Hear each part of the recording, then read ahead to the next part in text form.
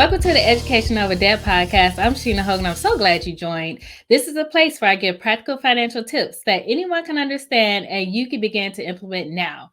Be sure to like, share, subscribe, and turn your notifications on so that you're aware of any new content that we drop. Listen to us anywhere you listen to podcasts and on Spotify. You can become a subscriber for as little as 99 cents per month. Be sure to rate and review us on your podcast platforms. Today, we will be talking with Dennis Williams, who is one of the founders of Pop's Passion, a nonprofit organization here in Charlotte, North Carolina, that seeks to serve the community by providing an upward hand to mobility. Please help me welcome to the show, Mr. Dennis Williams.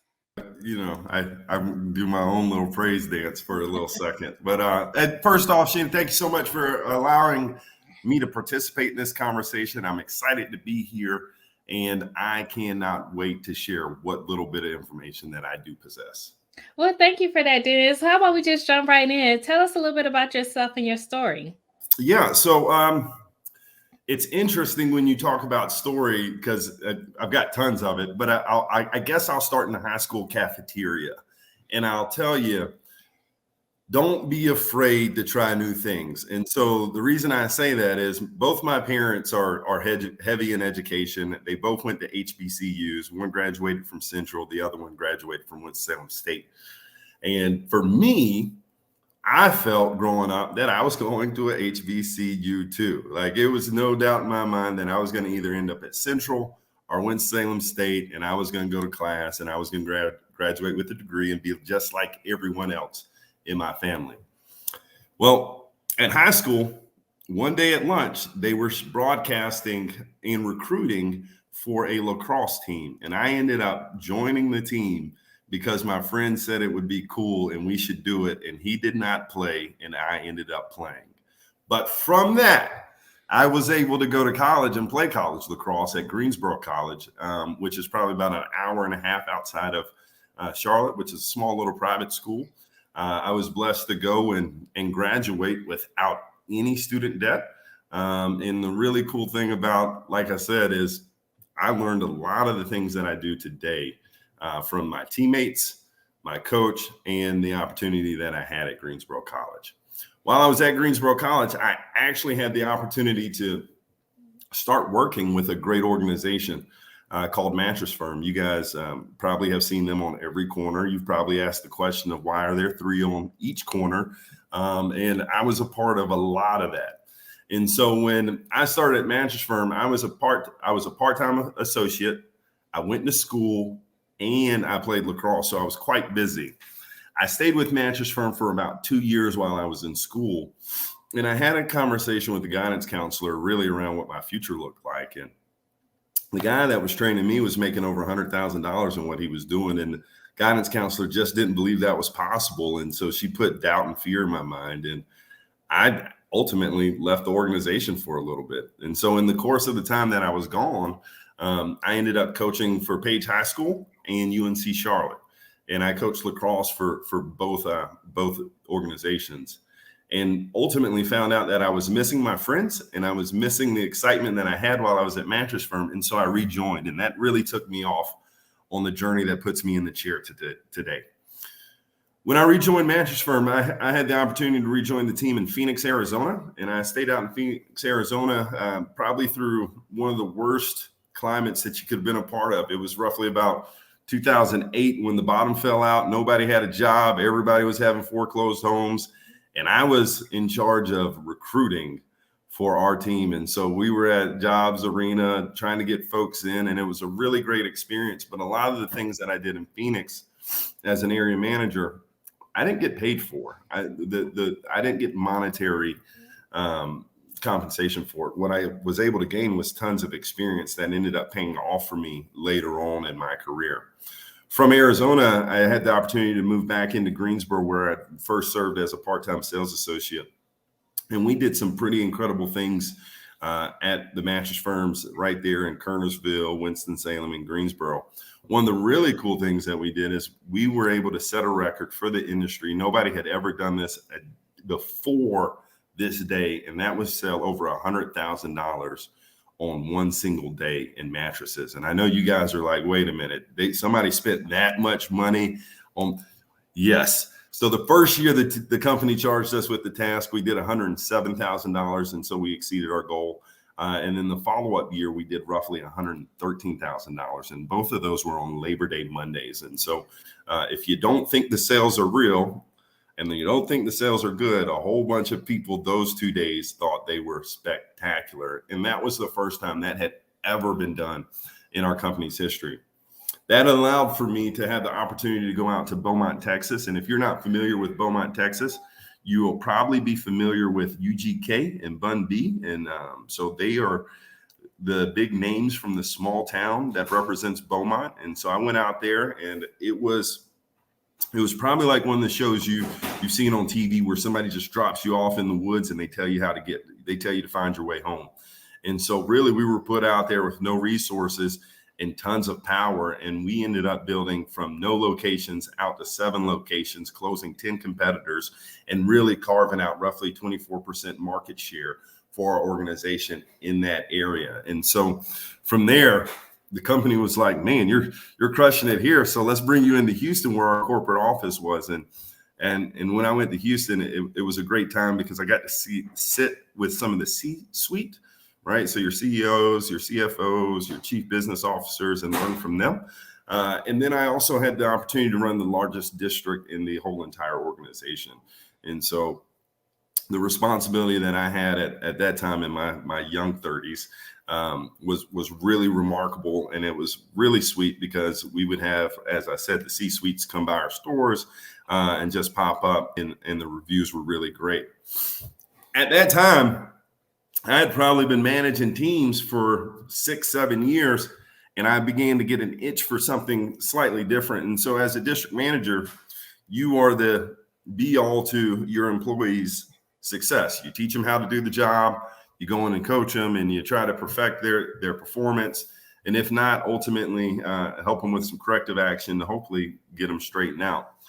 Where I had a change is I had a deep affection or passion for really just the education piece and teaching employees how to become better and make more money at what they were doing. And so I ended up joining the training department. And in the training department, I served in a role called market development manager, which brought me back to Charlotte. And when I came back to Charlotte, I had the responsibility of learning and development for roughly 85 stores and all the associates that were in it. And so that would contain new hire. It would contain continued education and any other meetings that were within that time frame. In the course of serving in that role, 1 year, I was able to train over 5,000 associates in the organization and spent time in San Diego, Seattle, let's call it Philly, New York, and Chicago. And so I got to travel the United States on the company dime and meet tons of cool people and share the experiences that I had. But ultimately, I spent 17 years there, with my last stint being in New York, where I served in Brooklyn as well as Manhattan. And so, from Beaumont, Houston, Greensboro, Charlotte, Manhattan, Brooklyn, I've had the opportunity to travel. I've had the opportunity to work in different marketplaces, and I've had the opportunity to meet some really, really cool people. But ultimately, as you saw, the passion for educating led me into a different role for a short period of time. That same itch came back during the pandemic. And so during the pandemic, I was having time to reflect and really figure out what my purpose was in life. And ultimately, it's always been the same. It's been taking the knowledge that people have poured into me and giving it to others so that they can better themselves. And so we started, and I say we, my family and I started our organization called Pop's Passion. And Pop's Passion is really a really simple thing to get behind. The POP stands for purpose over profits. So when we're going into our meetings and we're having discussions on how we're going to do this and how we're going to do that, and if money gets tight, it's a real simple discussion for us, because as soon as we bring up the Pops, everybody gets refocused and they understand that we are here to execute a mission and a vision, and it's not about the money. And so if it causes for us to have to go out and ask a donor for an extra couple dollars, we'll go out and ask a donor for an extra couple dollars, because that's what our people are counting on us to do. And The so other, I wanted to jump in real quick. And go so ahead. with the POTS passion and the upward mobility, what do you think, or what is you all's driving force for the impact for the children or the communities that you serve in regards to upward mobility? What are you guys looking for them to do in regards to upward mobility? Well, so we've got a two-pronged approach, right? And so we've got a long-term approach and we have a short-term approach. We focus on two areas. One is educational support, and then the other one is emergency assistance. Our emergency assistance is our short-term approach. We're able to go in and instantly help people with utility bills, rent payments, anything that relates around staying in the house and making sure that they're able to take care of their families. The long-term approach is our educational services which are broken down into two things: our summer camps and our clubs. And our summer camps and our club is designed really to help with mental health. One of the things that we realize, and this is a generational thing, and some folks on here may think the same thing. But when I grew up, there was only the TV that was in the living room, and my dad had the remote, and everybody knew what we were watching. Today, we just hand the child a tablet or a cell phone, and they can go into their room and watch anything that they can type into the screen. And so a lot of times they're left to decipher that information alone. A lot of us adults that are on this call understand that life happens in cycles and nobody is immune to anything. And a lot of things that we suffer, other people suffer too at different times. And so what we try to do in our clubs is take the kids, allow for them to have peer-to-peer conversation, show them that the things that they're going through is not just only happening to them and has happened to other people, and they too have survived it. And hopefully we can help create some peace there. With our summer camp, we focus on two competencies. The two competencies are really around reading and math. And so I learned at a very early age how important reading was. I was in the kitchen with my grandmother, and we were getting ready to bake a cake. And I said, "Grandma, how do we make the cake?" And she looks at me with this stern look, and she's just like, "Do you know how to read?" And I was like, "Yeah." And she goes, "The instructions are on the box." She says, "Dennis, anything you ever want to do in life, if you can read, there's instructions and directions on how to get it done." And so, I, at a young age, understood the importance. As I continue to grow, I also understand, and our organization understands, the importance of making sure by third grade, children are reading at or above grade level simply because of what the output is, right? And so if they're not reading at grade level at the third grade, the chances for them to be arrested increases dramatically. The opportunity for them to go to college starts to diminish. And those things are barriers to having upward mobility in life. Right. Thank you for sharing that with me. So, in regards to, you mentioned a couple of things, and I asked all my guests, kind of like you talked about you working in sales a lot, and then you transitioned over into education and with the nonprofit and everything like that. So, when did you learn that money was funny in sales or in your current career now? So I learned money was funny like a couple different times. Like money can be funny if you don't if you can't handle it right. The very first story I learned that money was funny. I was having a car ride with my dad when we were in college, and we were headed back to campus. And he starts talking about credit cards, and I don't even know why he's talking about credit cards. And he said, "Man, credit cards are the craziest thing, especially for college kids." He's like, tons of people would give kids $300, $400, $500 on these plastic cards, but yet they have no job to pay for it. And so ultimately it hurts us. And so one of the things I learned pretty early on is that it's very easy to spend money, and it's extremely hard to earn and save money. But those are the things that we should be doing, right? So tons of people will give you credit cards and so forth and put you into traps. But I would venture to say that it would be wiser to put that money in the bank and then kind of build it up. Because my second funny story is that I told you that I was at the last organization for 17 years. And I did the dumbest thing. I did not invest in my 401k when I first started. And if you're talking about, hey, you want to make it, you want to go from having a job to a career, those are about your actions. right? And so one of the things that'll solidify you with an organization is investing in yourself and investing in a 401k. And what I did not realize is all the additional benefits that you receive from investing in a 401k. I thought they were just going to take money out my check.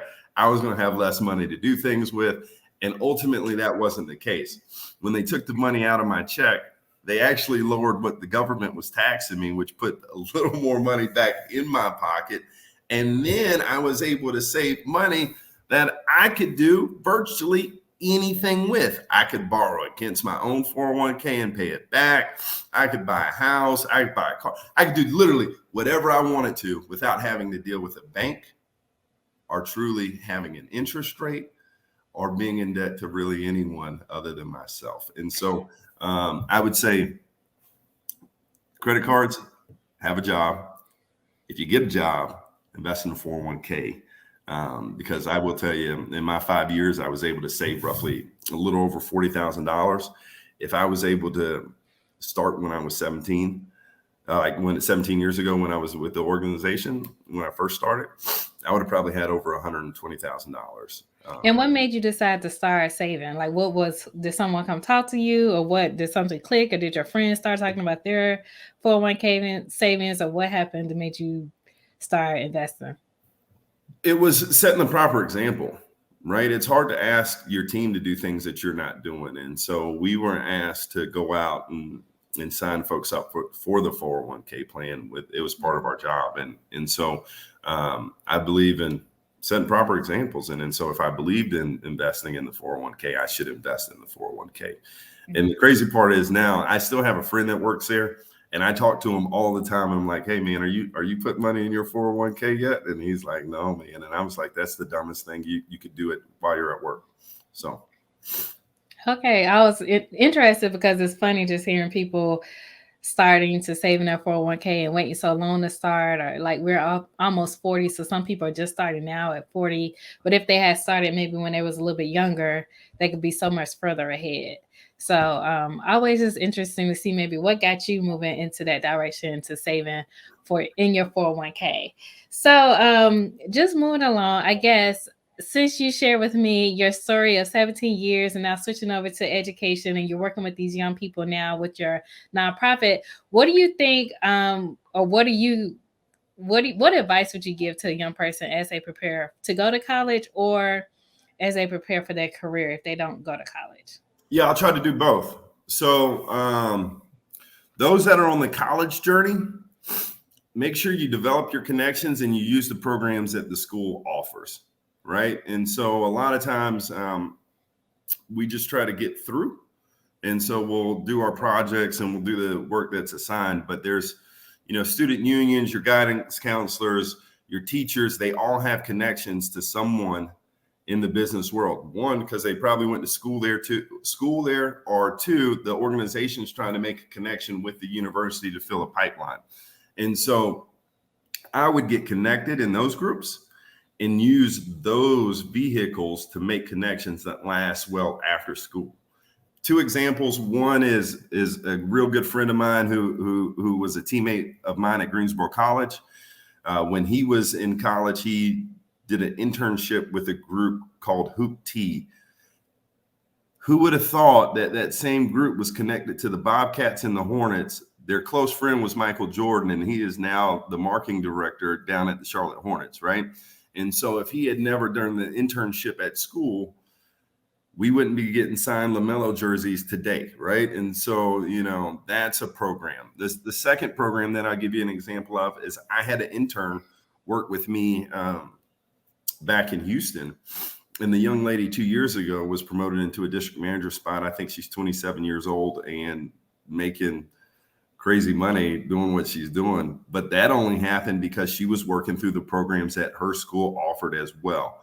And that allowed for her to connect with me, which provided mentorship to allow for her to develop. So if you're on the college journey, use the tools that they have. You're already paying for them. Go in there and get your money's worth. Career journey. And this does relate back to the college once you guys start going to work, but it's okay to receive help on the job, right? Like, ask for it. Be inquisitive, ask great questions, right? So, a lot of people say fake it till you make it. And I'd never like to manage people that faked it till they made it, because the thing that I had to do was go back and do their job the second time, or either spend more time correcting their mistakes. And so if they had just spent the time on the front side asking for clarity, or letting me know that I wasn't clear in how I explained the assignment, it would have saved us hours on the backside. And so what asking questions does is it also allows for you to find a mentor. And mentors are key when you're talking about moving through your career, because if somebody's investing in you and you guys are building trust together as they move, what usually happens is you get to move too, right? And so make sure you find a mentor, and not an old guy just sitting around his house not working or doing anything. Find somebody who is passionate in the industry that you want to be in and has done what you want to do, and then you link up with that person, and then you develop yourself through their knowledge so that you don't make the same mistakes.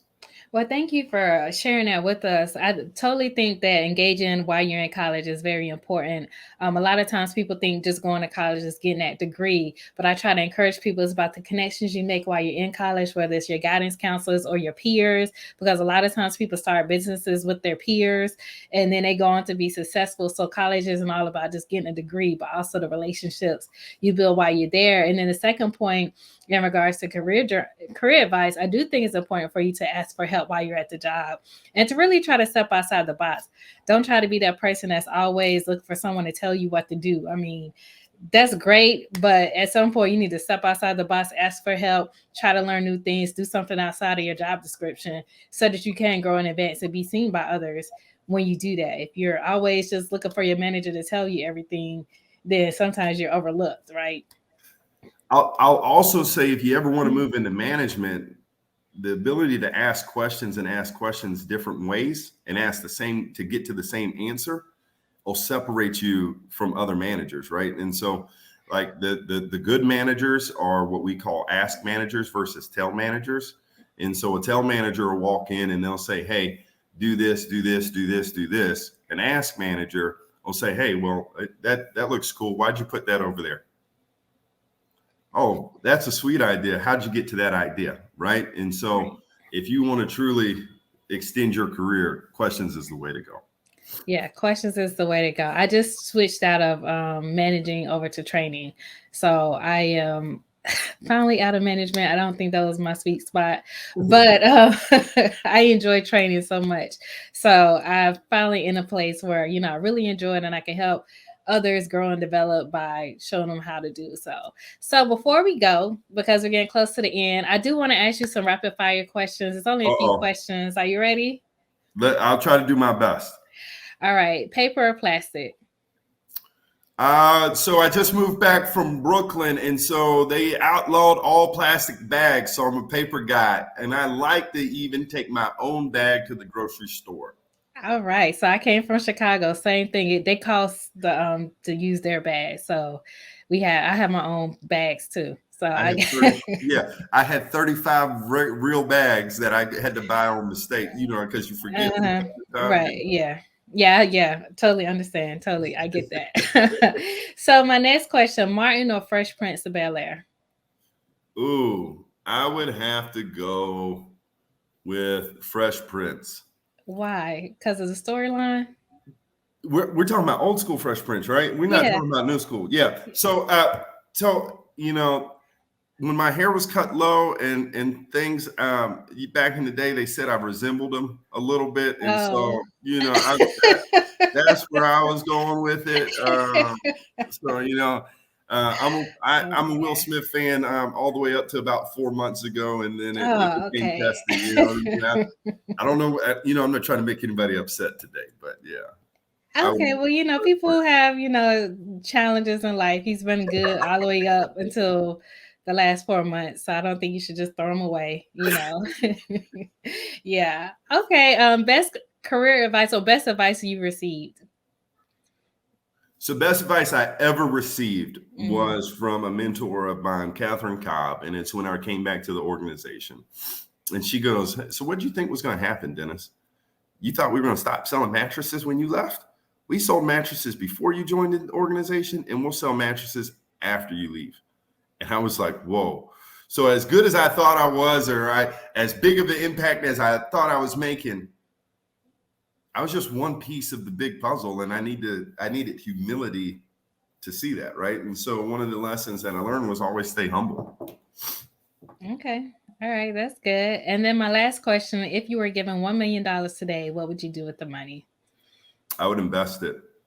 Amazon stock just split, and I think Tesla's about to do a 3-to-1 split, and they're currently at $640. If it gets down anywhere under $400, that's a great buy. And then at Amazon at $105 right now, like they're too big to fail, right? Like if something happens to Amazon, somebody would try to buy it. Like that business will always exist in some form or capacity. And even if it sells, they got to buy my shares too, right? So I would invest into the stock market, and it's a long-term play. And I'm a long-term guy. You said we're close to our 40s. I can't be thinking about a Monday to Tuesday flip. I got to be thinking long-term. And so I would probably invest the money into the stock market. All right. Well, the stock market has on average for the past 25 years a 9% rate of return. So that's a good investment. And also Google is up next for the stock split in July. Is it really? Yeah, Google is, yeah. So it's out there. So pay attention. I'm on the look. I don't know the date yet, but it's out there. Yeah, that's a good look. I appreciate that. That is a tip for upward mobility, right? It's just not going to show up. If you put the money in on Tuesday, it's not going to show up on Wednesday, but it's going to show up as long as you play the game right and watch your numbers. So it will show up. Now it's just the thing of, I think, educating people on how to get started. Where can people find you? So people can find us at popspassion.com. You're able to reach out to our website. We have all our connectivity information on there. So you have our mailing address, my personal phone number, our 800 number, and you are able to, if you would like to, go to our site and donate to our organization. All right. Well, you heard it from Dennis himself. Make sure you check out Pop's Passion. All the information will be in the link below. So check us out. And thank you again for watching the Education Over Debt podcast. Stay blessed.